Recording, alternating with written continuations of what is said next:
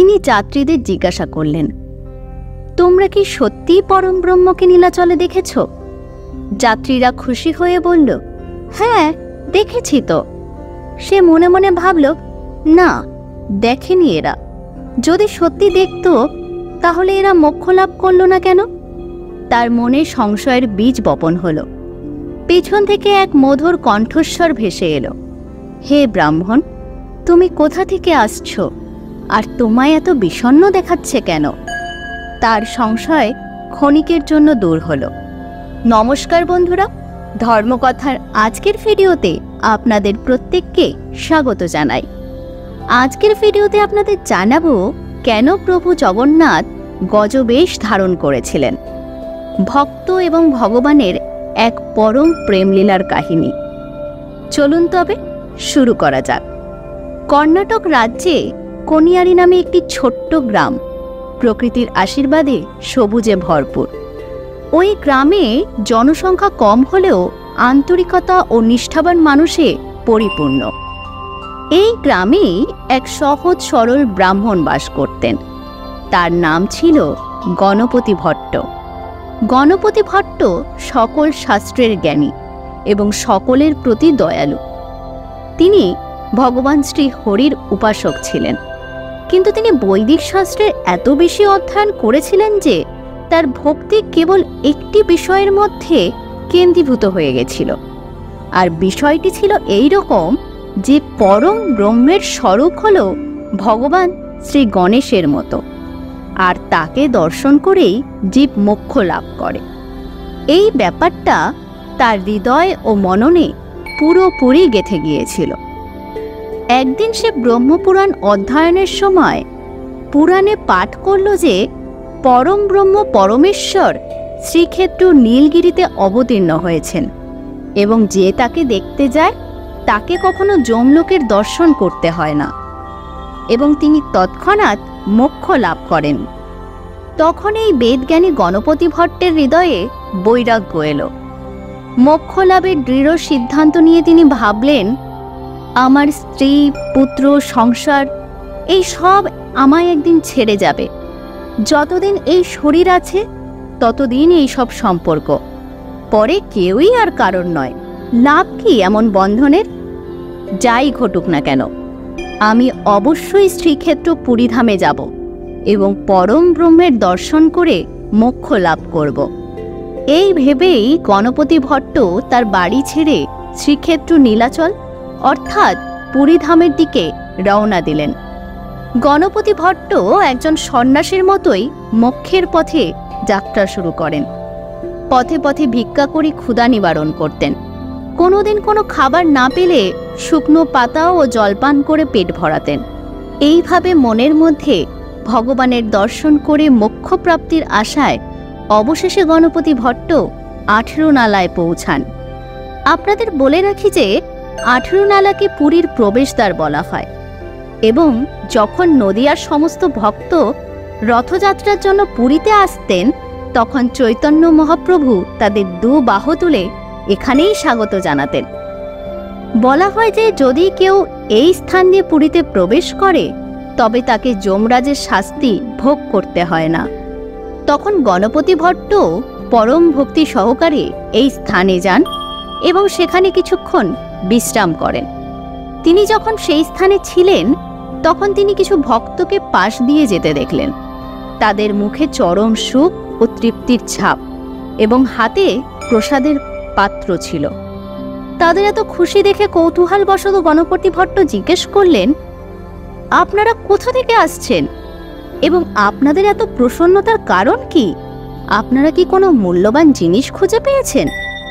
যাত্রীরা উত্তর দিয়ে বললেন, হে ব্রাহ্মণ, আমরা জগন্নাথ মন্দির থেকে ফিরে আসছি। সেখানে 5 দিন কাটিয়ে ভগবান জগন্নাথের সুন্দর মূর্তি দর্শন করে সম্পূর্ণ তৃপ্তি সহকারে নিজ নিজ বাসস্থানে ফিরে যাচ্ছি। এই কথা শুনে গণপতি ভট্ট সেই পথিকদের বিস্মিত করে জিজ্ঞেস করলেন, আপনারা কি সত্যিই নীলাঞ্চলে ভগবানকে দেখেছেন? যাত্রীরা খুশি হয়ে বলল, হ্যাঁ অবশ্যই, আমরা পরমেশ্বরকে দেখেছি। এই বলে সব যাত্রী এগিয়ে গেল। কিন্তু গণপতি মনে মনে ভাবতে লাগলেন, এ কি করে সম্ভব? আমি পুরাণে পড়েছিলাম যে নীলগিরি ধামে পরম ব্রহ্মকে দর্শন মাত্রই জীব সেই মুহূর্তেই মোক্ষ লাভ করে এবং সমস্ত শাস্ত্রও তাই বলে। তাহলে এই সমস্ত পথিক কিভাবে ফিরে আসে? সে অন্য পথিকদের কাছেও একই প্রশ্ন করে এবং তারাও উত্তর দেয় যে তারাও পরম ব্রহ্মের দর্শন করেই আসছে।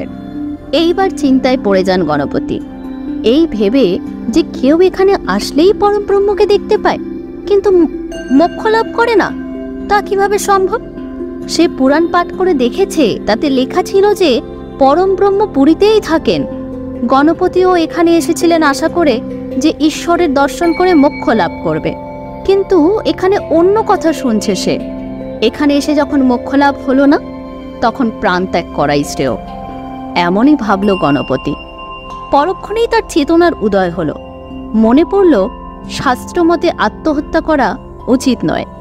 গণপতি সম্পূর্ণ মানসিক দ্বন্দ্বে আটকে পড়ে। কিন্তু আর কতক্ষণে বা প্রভু জগন্নাথ তার ভক্তের এমন করুণ অবস্থা দেখতেন।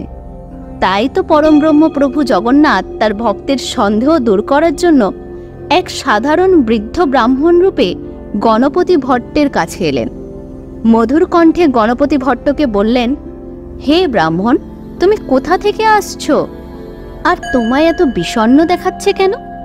গণপতি উত্তর দিলেন, হে ব্রাহ্মণ, শোনো, আমি পুরাণে পড়েছি যে পরম ব্রহ্ম পুরীতে বাস করেন এবং তাকে দেখে জীব মোক্ষ লাভ করে। কিন্তু এখন আমার মনে হয় যে পরম ব্রহ্ম পুরীতে মোটেও উপস্থিত নেই। একথা শুনে ব্রাহ্মণের ছদ্মবেশে থাকা প্রভু জগন্নাথ জিজ্ঞাসা করলেন, তাই? কিন্তু তোমার এমন মনে হলো কেন? গণপতি ভট্ট উত্তর দিলেন, কারণ আমি শুনেছি যে পরম ব্রহ্মের দর্শন করে সে মোক্ষ লাভ করে এবং সেই মুহূর্তেই সে ব্রহ্মে বিলীন হয়ে যায়। কিন্তু এখানে আমি দেখছি যে অনেক পথিক ভগবানের দর্শন করে বাড়ি ফিরে যাচ্ছেন, মানে এখানে কারোর মোক্ষ লাভ হয়নি। এ কথা শুনে বৃদ্ধ ব্রাহ্মণ হেসে বললেন, তুমি কি জানো না যে ভগবান জগন্নাথ কল্পতরু নামেও পরিচিত? যারা তার সঙ্গে দেখা করতে আসেন তাদের সকলের ইচ্ছা তিনি পূরণ করেন।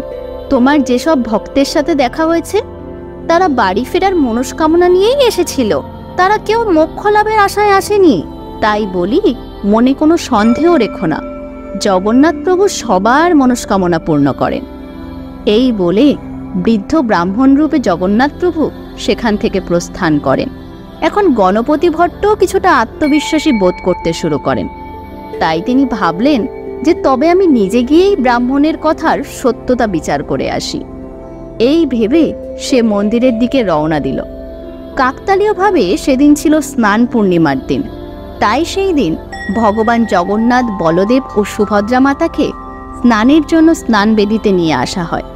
লক্ষাধিক ভক্তের ভিড় হয় সেদিন ভগবানের দর্শনের জন্য।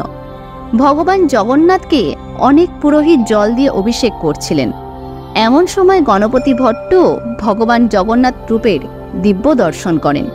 কিন্তু শুরুতেই আপনাদের বলেছি যে গণপতি ভট্টের কাছে পরম ব্রহ্মর রূপ ছিল ভগবান গণেশের মুখের মতো, কিন্তু এখানে তিনি ঈশ্বরের অন্য রূপ দেখছিলেন। তাই যা হওয়ার তাই হলো। এই ভেবে আবার গণপতি ভট্ট হতাশ হয়ে গেলেন যে ইনি পরম ব্রহ্ম কিভাবে হতে পারেন। প্রভুকে প্রণাম না করেই আশাহত হয়ে সেখান থেকে চলে গেলেন গণপতি। কিন্তু প্রভু জগন্নাথ কিভাবে তার ভক্তকে নিরাশ করতেন? তাই তিনি রাজার এক সেবককে স্বপ্নে আদেশ দিলেন, আমার এক পরম ভক্ত আমার গজানন দেখতে পায়নি, তাই সে নিরাশ হয়ে ফিরে যাচ্ছে, তুমি তাকে ফিরিয়ে আনো।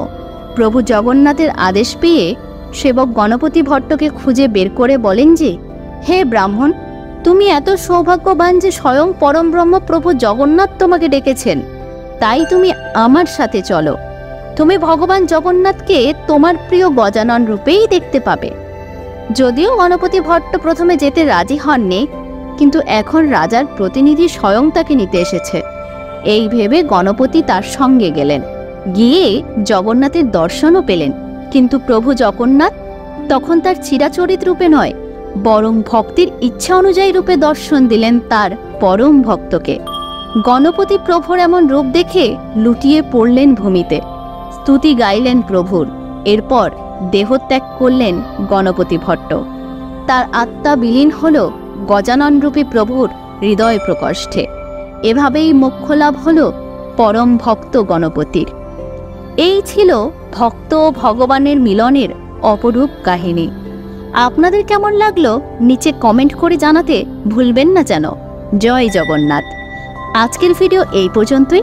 ভিডিওটি ভালো লাগলে এক্ষুনি চ্যানেলটিকে সাবস্ক্রাইব করে নিন পরবর্তী ভিডিওটি সবার আগে দেখার জন্য। ধন্যবাদ।